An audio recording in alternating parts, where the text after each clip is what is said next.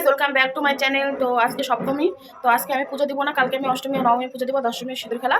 তো মা আর মামি গেছে পুজো দিতে। আর আজকে সকালে রান্না বান্না হয়নি, সকালে আমরা ঘুগনি বানিয়েছিলাম। তো আমি গেলাম পিসিদের বাড়িতে একটু ঘুরতে, তো ওখানে ভাত খেয়ে আসলাম। তো নিরামিষ যেহেতু চলতেছে, তো এখন মারা গেছে পুজো দিতে, এখন তো 1টার মতো বাজে। তো ভাত বসিয়ে দিব, দেখি কি রান্না করি। তো যে রান্না বান্না করিনি, আর বিকালে হয়তো অনুষ্ঠান হবে, তো সেটা তোমাদের সাথে শেয়ার করবো। তো এই ব্লগটা এখান থেকে শুরু করলাম। তো সারাদিন কি হয় না হয় সবটা তোমাদের সাথে শেয়ার করবো, দেখতে থাকো, আশা করি ভালো লাগবে। আমার চান করা খাওয়া দাওয়া সব কমপ্লিট। তো এখন একটু নিচে যাবো, এখন বিকাল হয়ে গেছে। তো আমার দিদিরা দোকান দিবে, তো ওখানে দিদি যাচ্ছে, নিচে দেখে আসে কী কী দোকান আসে, তো তোমাদের সাথে শেয়ার করবো। তো যাই, এই যে আমাদের পার্ক, এই যে মন্ডপ, ভূমি,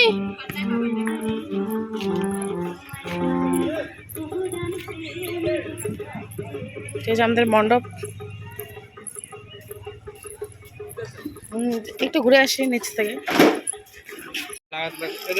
আমাদের মেলা অনুষ্ঠান হবে।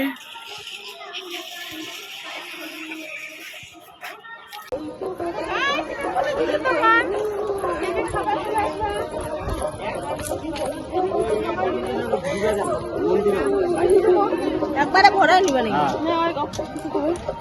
হাই বন্ধুরা, আমি ফার্স্ট টাইম দোকান দিচ্ছি। আসবেন আমাদের দোকানে, ট্রাই করবেন।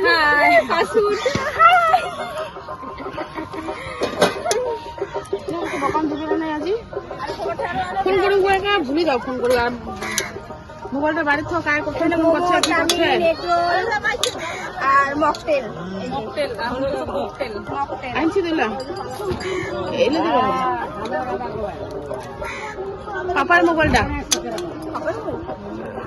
গায়ে যেহেতু আজকে সপ্তমী, তো আজকে ঘুরতে যাবো না, শরীরটা খুবই খারাপ লাগতেছে।